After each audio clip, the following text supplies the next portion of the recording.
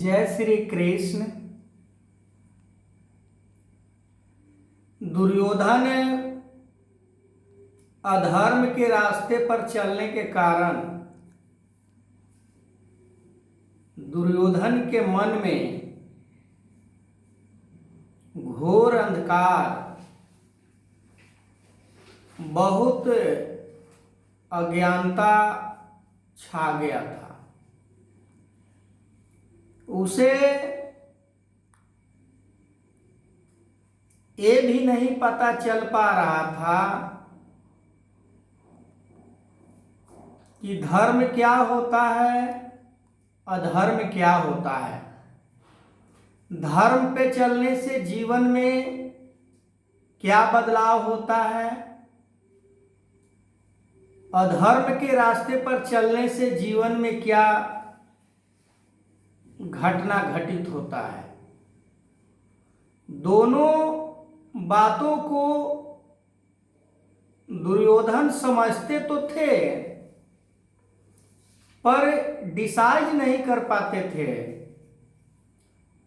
वो सही सही निर्णय नहीं ले पाते थे कि मैं कर क्या रहा हूं। इस कार्य को करने से किसे कितना हानि होगा, ये नहीं समझ पा रहा था दुर्योधन। पर अर्जुन धर्म के रास्ते को अपनाए हुए हैं। सब कुछ अर्जुन के समझ आ रहा है, फिर भी अर्जुन युद्ध करने से कतरा रहे हैं। अर्जुन युद्ध नहीं करना चाह रहे हैं, क्योंकि वो जान रहे हैं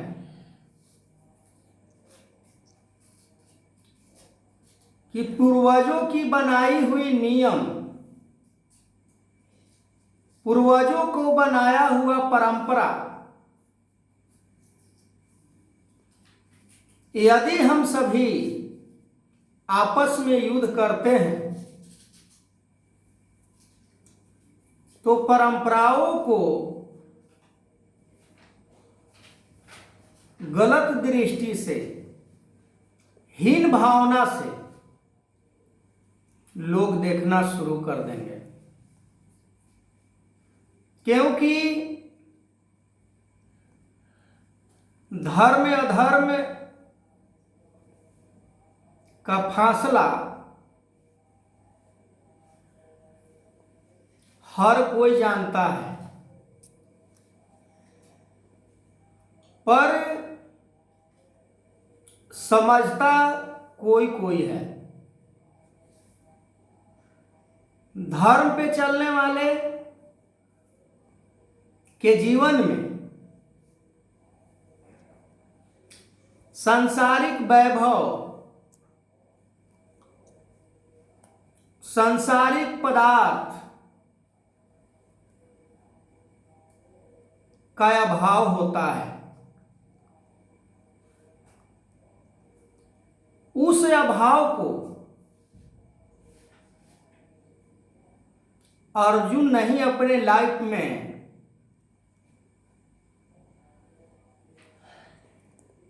इंप्लीमेंट करना चाह रहे थे। दुर्योधन इस अभाव को अपने जीवन में लागू करना चाह रहा था कि अगर हमारे पास राज नहीं होगा, अगर हमारे पास वैभव नहीं होगा, यदि हमारे पास जमीन नहीं होगा, तो हमें जो समाज में इज्जत प्रतिष्ठा मिलनी चाहिए वो हमें प्राप्त नहीं होगा। पर अर्जुन इस बात को जान रहे थे कि इन सारी चीजों से समाज में मान प्रतिष्ठा यदि मिलता है तो दिखावा हो रहा है, दिखावा मात्र है। अर्जुन तो यहां तक भी कह दिए कि हमें राज नहीं चाहिए, हमें धन वैभव नहीं चाहिए, हमें इज्जत मर्यादा नहीं चाहिए, हमें कुछ नहीं चाहिए, हमें मरना भी स्वीकार है, पर मैं युद्ध नहीं करूंगा। पर दुर्योधन सब कुछ करने के लिए तैयार है। ऐसा इसलिए कि दुर्योधन धर्म को नहीं मानता था। दुर्योधन अधर्म का रास्ता अपनाया था, दुराचार का रास्ता अपनाया था, अन्याय का रास्ता अपनाया था। उसे कुल खानदान कुटुंब परिवार का चिंता नहीं था, कुल का परंपराओं का उसको चिंता नहीं था, उसको केवल राज का चिंता था कि किसी भी कर्म को करके ये राज प्राप्त हो जाए। पर राज प्राप्त भी हो जाए और राज प्राप्त करने वाला ही ना हो तो आगे मैं इस वीडियो को कंटिन्यू करूंगा। तब तक के लिए जय श्री कृष्ण।